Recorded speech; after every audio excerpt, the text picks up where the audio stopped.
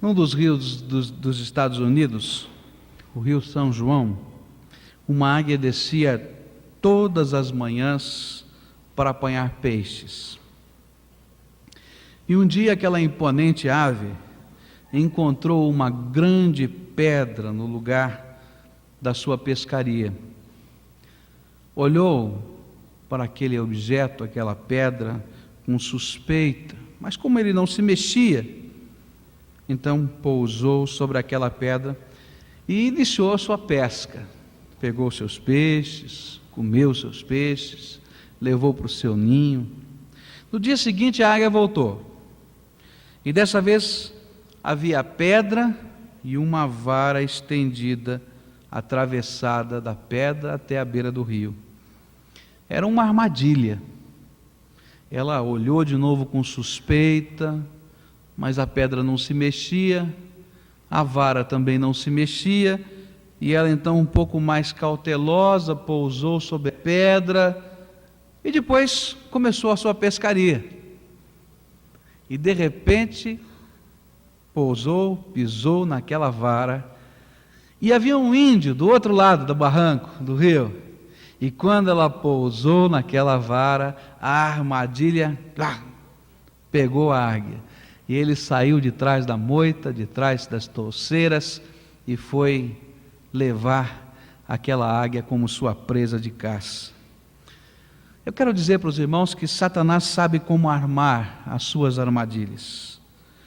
Ele arma tão bem que às vezes nós nem nos damos conta de que as armadilhas existem. Uma pesquisa que foi feita entre jovens perguntava, isso recente, este ano, foi feita pela Jumoc, uma pesquisa com líderes de juventude, jovens líderes, e a pergunta era: há quanto tempo você foi tentado pela última vez? E alguns então colocaram respostas hoje, no mesmo dia, mas muitas pessoas escreveram assim: há 4 anos, há 3 anos, há 2 anos, há 1 ano. E essas são pessoas que estão caindo de armadilha em armadilha e ainda não perceberam as armadilhas da tentação. E eu queria começar perguntando: há quanto tempo faz que você foi tentado pela última vez? Quer pensar nisso agora? Quanto tempo faz? Se a pesquisa fosse aqui agora, você tem a sua resposta, não é? Mas eu queria que você aprendesse alguma coisa hoje sobre a tentação. E nós vamos ler então Lucas capítulo 22, versículos 31 a 34, na palavra de Deus. E nós vamos aprender algumas coisas sobre a tentação. Lucas 22, versículos 31 a 34. Vamos ficar em pé, irmãos, para lermos a palavra de Deus? E nós leremos responsivamente a palavra do Senhor. Eu lerei os versos ímpares, todos os irmãos juntos deverão ler os versos pares desse texto, de 31 até 34. Está escrito assim: Simão, Simão, eis que Satanás vos pediu para vos cirandar como trigo, mas eu roguei por ti. Perdão, meus irmãos, os irmãos juntos agora.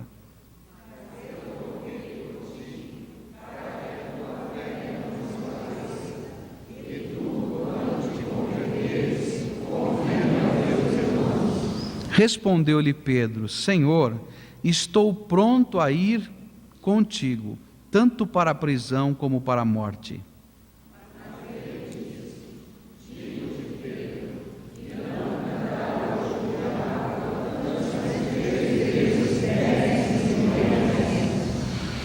Vamos pedir a Deus que nos ajude a compreender a sua palavra. Pai querido, nós vamos estudar esses versículos que lemos e queremos te pedir que nesta hora o teu Espírito Santo nos conduza. Eu sei, Senhor, que há lições aqui que Jesus queria ensinar a Pedro e há lições que o teu Espírito Santo quer nos ensinar, mas queremos te pedir que o Senhor nos ajudes a compreender estas lições, que o Senhor aplique aos nossos corações, de tal maneira, Senhor, que nos sintamos fortalecidos pela Tua palavra. No nome de Cristo nós oramos. Amém.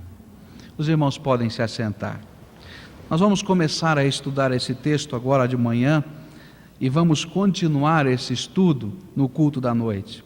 Mas a primeira lição sobre a tentação que Jesus nos passa nesse texto, onde ele vai prevenindo Simão Pedro da luta e da tentação que ele haveria de enfrentar naquele dia, não somente ele, mas todos os discípulos, porque no versículo 31 diz: Simão, Simão, eis que Satanás vos pediu para vos cirandar como trigo, e aqui está no plural, ele pediu a todos os discípulos para serem provados, para serem tentados naquela noite, e Jesus estava então preparando os seus discípulos para a tentação que enfrentariam.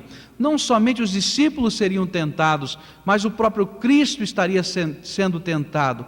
Talvez a mais contundente tentação do seu ministério e de sua vida terrena.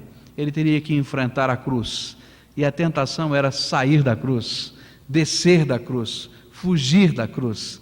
Mas era aquilo que ele estava se preparando para enfrentar, e ele estava alertando os seus discípulos para que enfrentassem.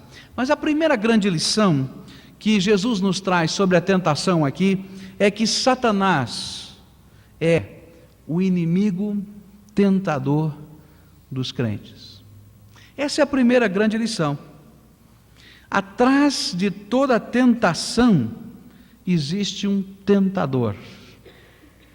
Atrás da nossa luta, a luta que tenta nos desviar do caminho de Deus, a luta que tenta nos enfraquecer espiritualmente, a luta que tenta nos derrotar na fé, a luta que tenta fazer com que os nossos olhos não estejam firmados em Cristo, por trás desta luta, que às vezes parece ser tão humana, tão normal, tão natural, existe um tentador, e esse tentador, Jesus disse que era Satanás.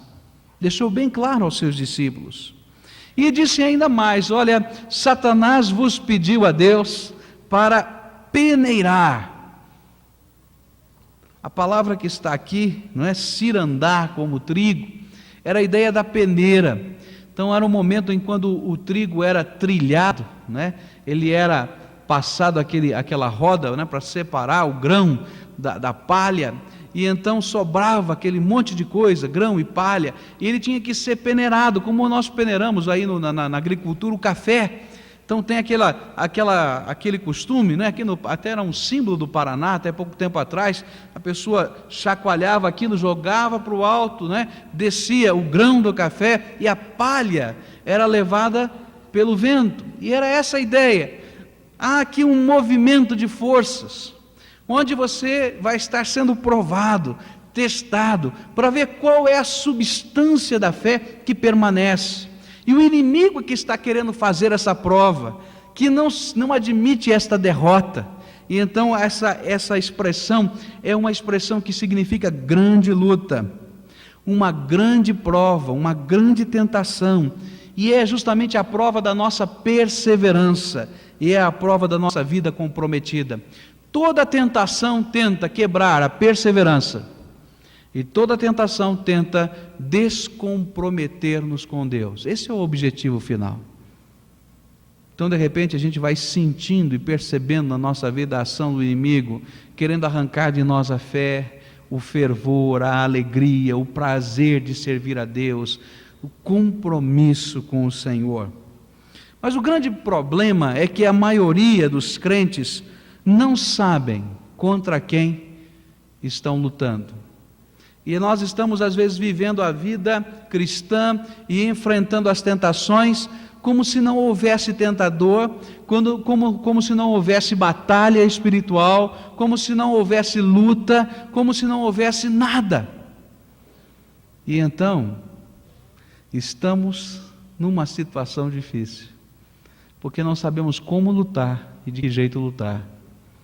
Um general chinês, ensinando os seus oficiais sobre as táticas de batalha, disse o seguinte: se você conhece o seu inimigo, e se conhece, então conhece o seu inimigo, e se conhece, você não precisa temer o resultado de 100 batalhas. Mas o general continuava ensinando, dizia assim: mas se você conhece o seu inimigo, mas não se conhece, para cada batalha que você vencer, o seu inimigo também lhe vencerá uma. E o general continuava a ensinar: se você não conhece o seu inimigo, mas se conhece, você poderá vencer algumas batalhas apenas. Mas se você não se conhece e não conhece o seu inimigo, você certamente perderá a guerra. E às vezes é isso que está acontecendo na vida de muitos cristãos. Não conhecem o inimigo e não conhecem a sua própria natureza. E estão perdendo batalhas. Hoje o objetivo desse estudo que estamos fazendo é que você conheça alguma coisa sobre o inimigo e as batalhas e as armas que temos para enfrentar esse inimigo. Eu queria tentar passar para os irmãos pelo menos 2 coisas sobre o inimigo e sobre as armas. A primeira coisa que a palavra de Deus me ensina é que as armas que derrotam o nosso inimigo são armas espirituais e não humanas. Essa é a primeira grande lição desse texto. Não são as armas humanas que vencem esta batalha. Eu acho que aqui ficou bem claro. Pedro perdeu a batalha, pois confiava em 2 armas humanas. E quando a gente vai lendo esse texto, vai percebendo. Jesus lhe faz aquela advertência: Simão, Simão, eis que Satanás vos pediu para vos cirandar como trigo, mas eu roguei por ti, para que a tua fé não desfaleça, e tu, quando te converteres, fortalece o teu irmão. E o que foi que Pedro disse? E respondeu-lhe Pedro: Senhor, estou pronto a ir contigo, tanto para a prisão como para a morte. Pedro ali estava confiando em 2 armas. A primeira arma era a sua coragem. Meus irmãos, Pedro era corajoso. Ele não era covarde. Ele estava dizendo: olha, eu me conheço, eu sei que se eu entrei nessa batalha, eu vou até o fim.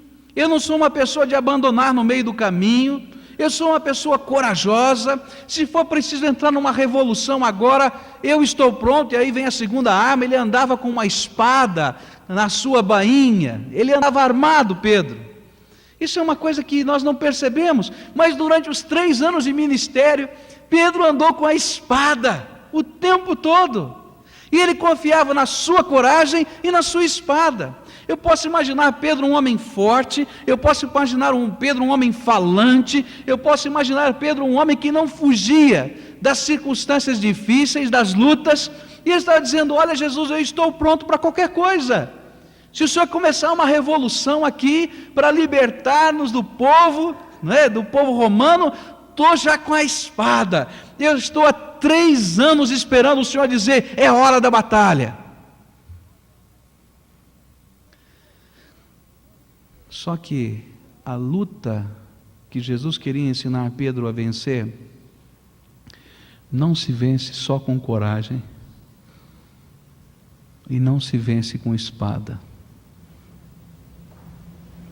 E aí, meus irmãos, é que muitos estão sendo derrotados, porque não conhecem o seu inimigo. Pedro perdeu a batalha porque ele não foi capaz de entender aquela realidade que estava envolvendo naquela hora. Pedro ainda estava dominado por ideias de poder e grandeza. E meus irmãos, eu sinto que muitas pessoas têm perdido as batalhas espirituais porque as ideias que estão no seu coração são ideias de poder humano e de grandeza. E sinto que muitos crentes estão fracassando espiritualmente porque continuam com as mesmas ideias que Pedro tinha na mente. Hoje, talvez as ideias sejam um pouquinho diferentes. Pedro estava pensando numa revolução política. estava pensando num novo governo, ele estava pensando, quem sabe, em ser o ministro do exército do novo governo. Mas naquele instante, Jesus estava mostrando uma outra realidade espiritual. E hoje muitos de nós vivemos essa vida buscando as mesmas coisas, crentes em Jesus, e nós estamos correndo atrás das mesmas coisas que Pedro corria. Só que agora estas coisas têm outros nomes. Essas coisas significam status, essas coisas significam prestígio, essas coisas significam poder, no sentido de pessoas, de gerenciar, é a aspiração a um cargo maior, não é? É o dinheiro, é a grandeza em termos financeiros, é a casa muito linda, é o carro de último tipo, são as coisas que cercam a nossa vida, e de repente nós perdemos de vista para que estamos neste mundo, e começamos a correr atrás de coisas que não têm todo esse valor, e não conhecemos nem a nós e nem o nosso inimigo. Isso ficou bem claro, meus irmãos, no versículo 46 desse texto, onde a Bíblia diz assim: um pouco antes, um pouco depois de Jesus ter avisado Pedro do que iria acontecer, Jesus convidou os seus discípulos a se prepararem, porque todos eles seriam provados e tentados. E Jesus então subiu o Monte das Oliveiras para orar. E ele não foi sozinho. E, meus irmãos, ele quebrou uma prática. Porque Jesus, se os irmãos estudarem os evangelhos, quase nunca levava os seus discípulos consigo quando ele ia ao monte da oração. Porque aquele era o seu momento de estar sozinho com o Pai. Às vezes ele mandava os seus discípulos no barquinho na frente, às vezes deixava os seus discípulos cuidando dos outros afazeres, e subia ao monte da oração, mas naquela noite ele não foi sozinho, e naquela noite ele levou todos os discípulos com ele, e disse: vocês precisam orar. Eu já disse para vocês que agora é a hora, esta é a última hora, é a hora em que o príncipe das trevas está tentando todas as coisas, e vocês precisam estar preparados. E ele ainda chamou alguns que iriam passar por uma grande provação, chamou Pedro, chamou alguns dos seus mais íntimos discípulos, e disse: cheguem mais perto de mim, e agora vocês vão orar, e vocês precisam estar preparados para a tentação, porque não é com a espada que se vence a tentação, não é com a coragem que se vence a tentação, não é com o orgulho que se vence a tentação, não é com a estratégia que se vence a tentação, mas é no poder de Deus que se vence a tentação. E o que aconteceu? Veja só, versículo 46. Depois de tudo isso, disse-lhes: por que estáis dormindo? Levantai-vos e orai, para que não entreis em tentação. Eles não conseguiram discernir a própria batalha.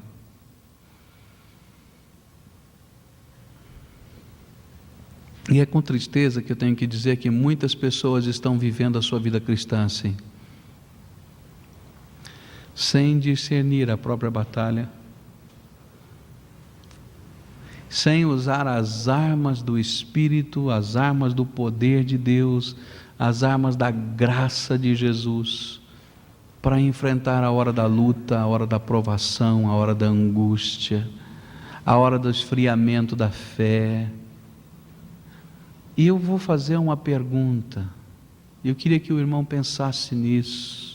A pergunta foi a pergunta que Jesus fez aos seus discípulos: por que estáis dormindo?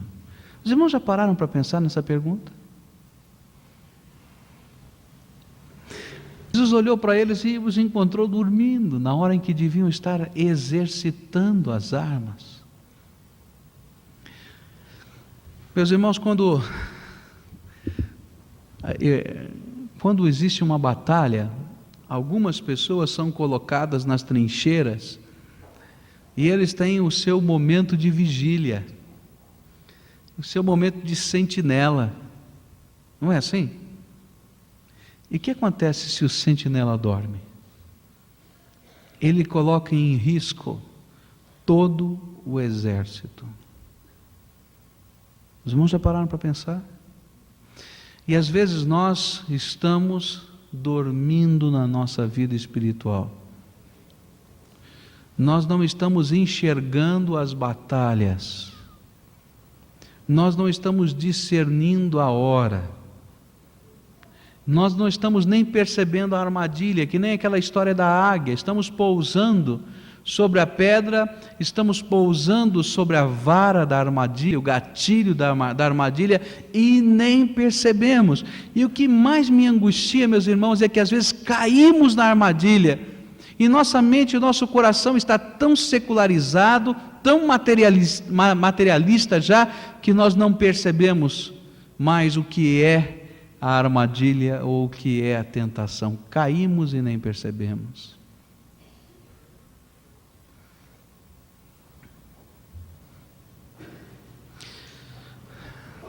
Primeira lição é que a tentação se vence com as armas do Espírito.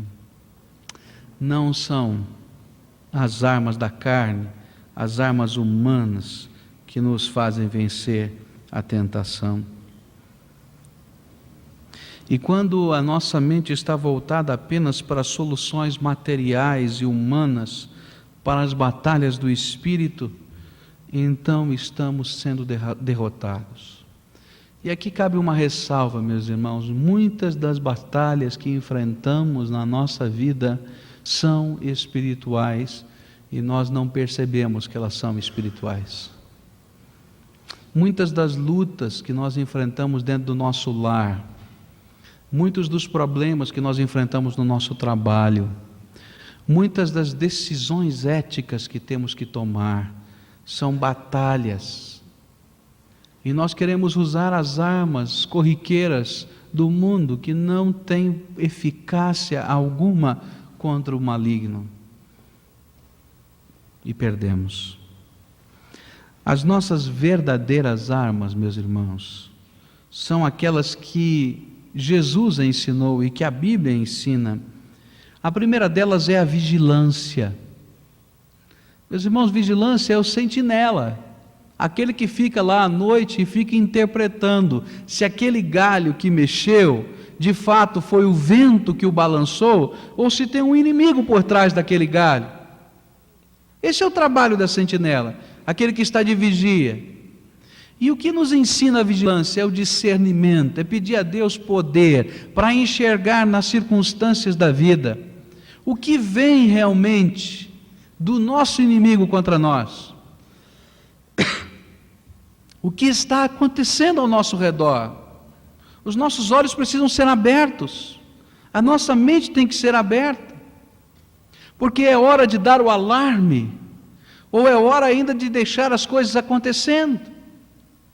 E isso foi muito bem enfatizado pela palavra do Senhor.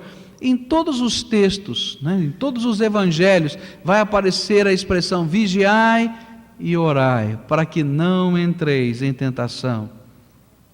Então não durmam, mas discernam, peçam para Deus lhes dar a condição de discernir o que está acontecendo. A segunda arma é a oração, meus irmãos. Meus irmãos, as batalhas espirituais não se vencem por estratégia. Não se vencem por estratégia. As batalhas espirituais se vencem quando nós colocamos diante de Deus e confiamos no poder do Espírito Santo de Deus.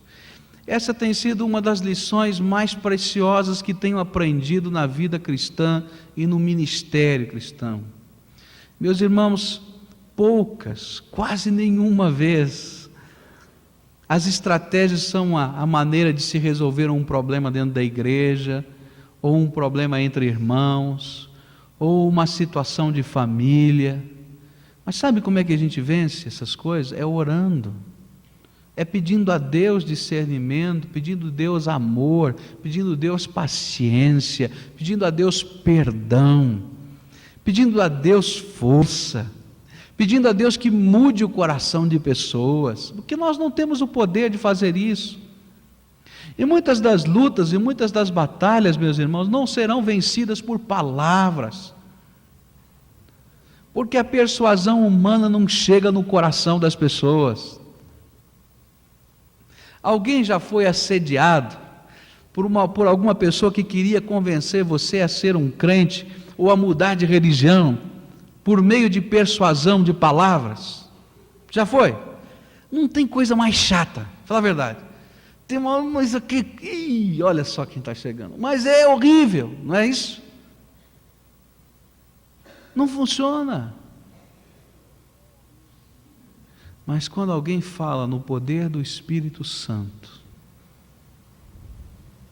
e não é persuasão de palavras, mas é o Espírito de Deus falando, aí chega diferente, não chega? Aqui no coração da gente.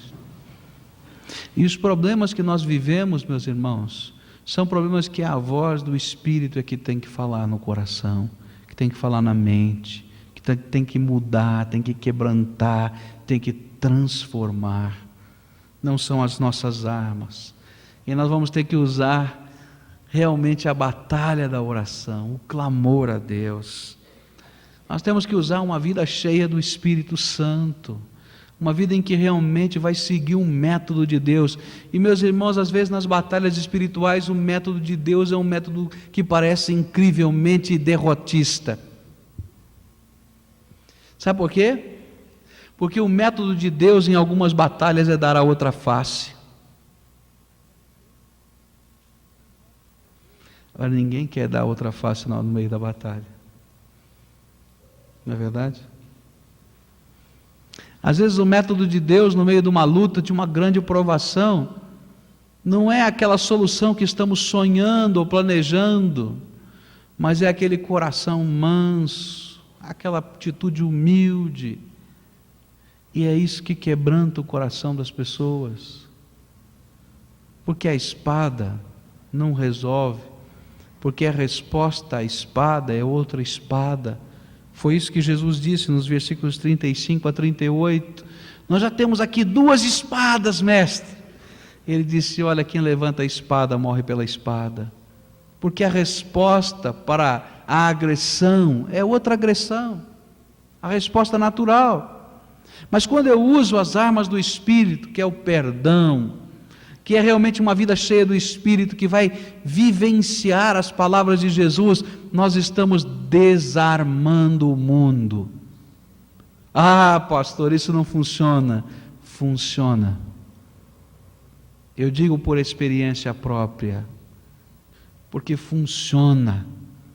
Deus usa a sua palavra, Deus usa a sua palavra viva na sua vida, aquilo que você se apropria e começa a exercitar, e muda circunstâncias, e muda atitudes, e muda ambientes. As batalhas espirituais são vencidas espiritualmente. A segunda lição, e essa lição precisa ser guardada na nossa mente e no nosso coração, é que o nosso inimigo, Satanás, já está derrotado e limitado na sua ação pelo Senhor. Nós temos a certeza da vitória. E nós precisamos entender isso. Quando Jesus fala a respeito da tentação dos discípulos, ele diz que Satanás pediu os discípulos todos para os tentar, para os cirandar, para peneirá-los. E diz que ele pediu a Deus permissão para fazer isso. Significa que nem tudo aquilo que ele pediu que queria fazer, ele pode fazer. Porque Deus não permitiu. E isso fica bem claro em 1 Coríntios, capítulo 10, quando diz que sobre os servos do Senhor não vem tentação a não ser aquela que seja humana. E mesmo esta que é humana, que é capaz, que nós somos capazes de enfrentar, Deus coloca limite, Porque junto com a tentação ele vai colocar o quê? O escape. Porque Deus não nos deixa nessa batalha, meus irmãos, simplesmente à mercê da luta, à mercê das bombas, à mercê dos problemas, mas Ele mesmo está conosco e Ele limita a ação do maligno. Alguém poderia perguntar, por que Ele não acaba logo com esse maligno de uma vez? Derrota tudo. E quantas vezes eu já perguntei isso? Olha, que bom seria se mandasse logo para o inferno. Manda logo para o inferno, resolve tudo de uma vez e acabou. Mas sabe por que Deus não faz?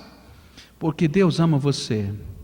Porque no dia em que Ele julgar o maligno, Ele tem que julgar também todos os homens. E Ele tem adiado esse dia por amor, para que a palavra de Deus possa alcançar o seu coração, o meu coração, o coração dos nossos queridos, até aquele dia que está marcado, quando Ele vai fazer isso. Ele não mandou ainda, não aniquilou Satanás, porque Ele teria que aniquilar na sua justiça. Ele é um Deus imparcial, todos aqueles que não foram resgatados no sangue de Jesus. E Ele ainda está olhando para os seus filhos, que sou eu, que é você, com amor e chamando-os. E por isso Ele aguenta, Ele suporta o maligno, existindo ainda. Só por isso. Mas Ele já derrotou o maligno, e já limitou o maligno. E não é tudo que Ele quer fazer que pode fazer. Outra coisa que aprendo na palavra de Deus é que a derrota que o maligno sofreu na cruz do Calvário foi final. E é no poder do sangue de Jesus que nós somos mais do que vencedores. Porque Jesus mesmo nos dá a autoridade no seu Espírito Santo de derrotar o maligno no seu nome, mas não na nossa carne. Se você lutar contra o maligno na sua carne, no seu próprio nome, e não no nome de Jesus, você vai ser derrotado. Mas se você lutar contra ele no poder de Deus, no nome de Jesus, você há de ser vitorioso. E essa foi a experiência dos discípulos. Lucas 10, versículos 17 e 20 diz assim: voltaram, pois, os 70 com alegria, dizendo: Senhor, em teu nome até os demônios se nos submetem. E respondeu-lhes ele: eu via Satanás como raio cair do céu, e eis que vos dei autoridade para pisar serpentes e escorpiões, e sobre todo o poder do inimigo, e nada vos fará dano algum. Contudo, não vos alegreis, porque se vos submetem os espíritos, mas alegrai-vos antes por estarem os vossos nomes escritos nos céus. Meus irmãos, essa autoridade Jesus tem nos dado. E uma coisa que eu queria que os irmãos guardassem na sua mente: e não nos fará dano algum. Porque há muita gente aí ensinando coisas tão esquisitas, meus irmãos. E se você não lembrar dos pecados dos seus pais, dos seus avós, dos seus tios, dos seus tataravós, você está agora sofrendo o dano de Satanás na sua vida, por causa do pecado deles. Eu quero dizer, se você foi lavado no sangue de Jesus, toda a maldição foi cravada na cruz do Calvário. E Satanás não tem mais poder. Ele pode até falar isso para você, sabe? Porque ele é mentiroso e gosta de lançar medo sobre os nossos corações. Mas eu quero que você confie na graça de Jesus e no poder maravilhoso que é no sangue de Jesus. E quando nós realmente renunciamos o nosso passado pela fé e aceitamos Jesus Cristo como Senhor da nossa vida, nós temos o selo do Espírito Santo, e o maligno não tem poder mais de nos tocar. Ele tem que pedir permissão a Deus. Ele é teu filho, eu quero lançar sobre ele tentação. Você está limitado, Satanás. Você está limitado. E aquilo que Deus permite é aquilo que você pode suportar. E junto com isso há de vir o escape, há de vir a vitória que vem pela fé. Agora, não use a espada, nem use só a coragem, não use as armas humanas, mas use as armas do Espírito. Vigiai, orai, Viva a vida cheia do Espírito Santo. Consiga discernir a luta espiritualmente. Use as armas de Deus. Conheça aquilo que o Senhor tem colocado à sua disposição. E, meus irmãos, a vitória há de vir. A vitória há de vir, porque esta é a promessa na palavra de Deus. Não é hora de termos medo do inimigo, mas é hora de aprendermos a usar as armas da justiça, da graça, da misericórdia, da paz, da vida cheia do Espírito Santo. Porque senão, vamos cair em tentação. Não poucas vezes. E a nossa vida espiritual há de ser uma vida de derrotas.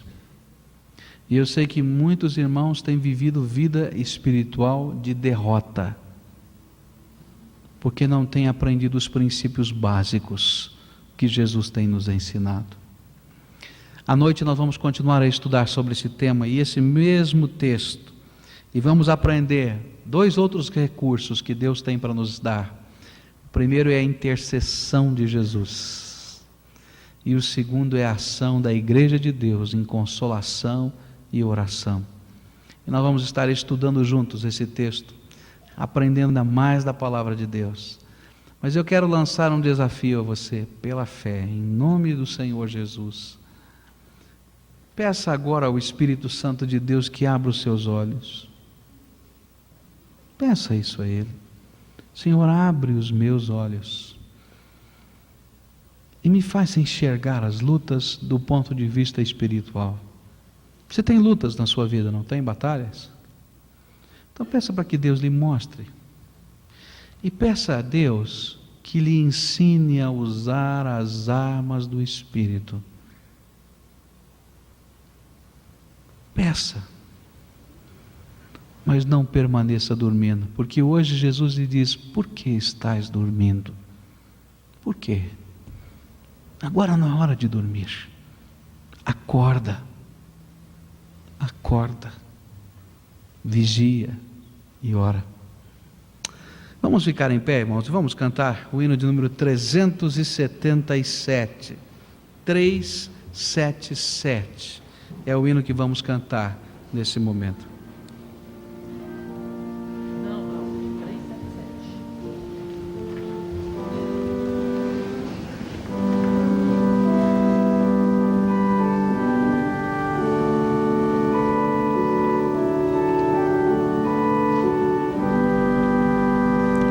Com tua mão segura bem a minha, pois eu tão frágil sou, ó Salvador,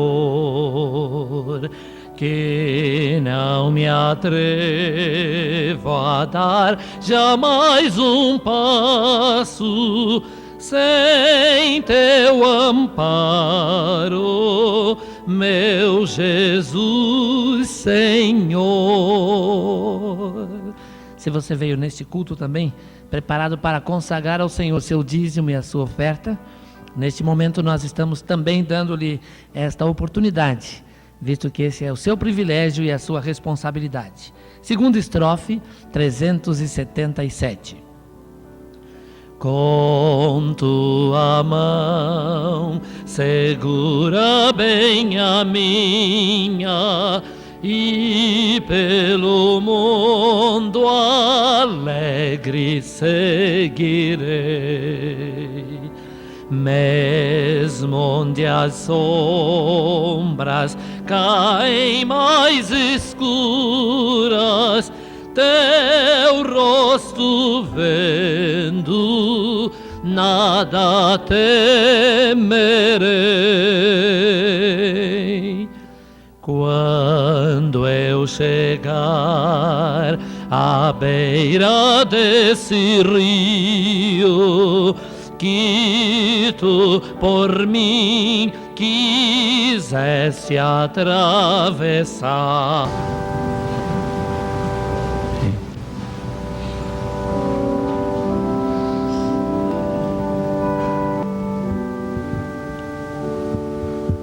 Vamos orar a Deus então. Pai querido, estão aqui os teus filhos. Eles são preciosos aos teus olhos. Eles são queridos. Eu sei, Senhor, que no teu amor, que é tão grande, o Senhor nada poupou, nem a sua própria vida, ó Cristo, a favor deles. Mas eles estão diante do teu povo agora, pedindo: olha, Senhor, me ajuda na batalha que estou vivendo. Me ajuda, Senhor, nesta hora de luta, nesta hora de tentação, nesta hora de angústia, nesta hora, Senhor, em que parece que o nosso limite já acabou, já chegou, Senhor. E nós queremos pedir em nome de Jesus, ó Pai, diga agora o basta. Diga, Senhor, o sossegai. Ó Senhor, que nesta hora as forças do inimigo, do maligno que tem cirandado essas vidas, que tem oprimido, que tem angustiado, que tem cercado, e que eles estão discernindo agora espiritualmente e clamando a Ti, sejam expulsas no nome de Jesus, derrotadas por Ti no poder do sangue de Jesus, e que o Senhor dê a esses Teus servos a certeza agora de que a vitória está chegando, e a certeza, Senhor, que a Tua paz há de guardar os seus corações, e que os seus queridos hão de ser fortalecidos na Tua graça. Ó Pai, eles querem pedir, Senhor, a Ti que lhes ensine a usar as armas, Senhor, do Espírito. Eles estão pedindo: Senhor, me ensina a vigiar, me ensina a ter o discernimento, me ensina, Senhor, a reconhecer as coisas. E eu quero Te pedir, Senhor, dá, Senhor, esse dom do discernimento aos Teus servos. Eu quero Te pedir, Senhor, que Tu nos ensine a todos nós a orar, Senhor, de tal maneira, Senhor, que oremos como convém, que o Senhor nos ensine, Senhor, a aclamar, a adorar, a glorificar o Teu nome, mas também a interceder e a chorar pelos nossos queridos. E nós queremos, Senhor, Te pedir: ensina-nos a viver uma vida, Senhor, cheia do Espírito Santo. Ó Pai, toma esses Teus servos nas Tuas mãos, e toma, Senhor, a causa que eles estão carregando e que lhes parece tão dura e tão pesada. Toma, Senhor, dos seus ombros e carrega, Senhor, nas Tuas mãos. Nós Te pedimos, Senhor, no nome precioso de Jesus Cristo, nosso Senhor e o nosso Salvador. Amém, amém. Escolha um desses irmãos, você que está aí no auditório, e se comprometa com Deus a interceder por eles. Amém? Eu não ouvi. Amém. Ah, não, tá bom não. Esse povo não aprendeu a orar. Amém? Amém. Mas é sério, gente. É sério mesmo. Tá bom? Quando forem passando pelo corredor, diz: olha, eu vou orar por essa pessoa. E se puder hoje ainda, dá um abraço nesse irmão. Irmão, não sei o que está vendo, mas eu quero que você saiba que Deus tocou o meu coração para orar por você. Tá bem? Vai ser um bálsamo na vida dessas pessoas. Veja as marcas de um novo tempo nascendo em nossos corações. Novos rumos, novos pensamentos, novas emoções. Somos todos conscientes, já é hora de mudar, de quebrarmos o silêncio, despertar e trabalhar. Nossas mãos estão unidas em torno de um novo consagramos nossas vidas e sermos um, enfrentarmos os perigos sem desanimar, ser companheiro, ser amigo, seguir a Cristo, custe o que custar, e construir um novo tempo. Responder que Jesus Cristo dá. Queremos construir a nossa história com nosso jeito de fazer e de cantar, e construir um novo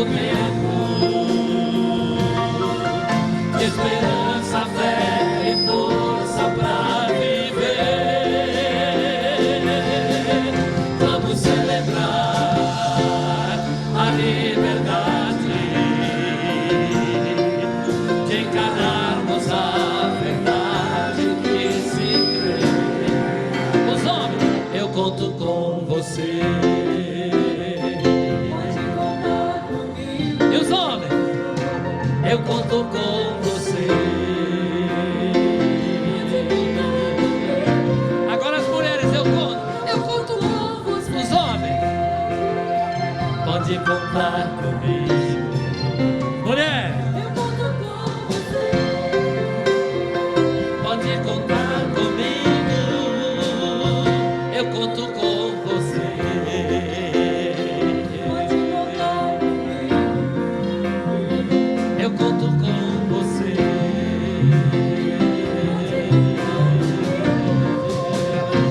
Eu conto com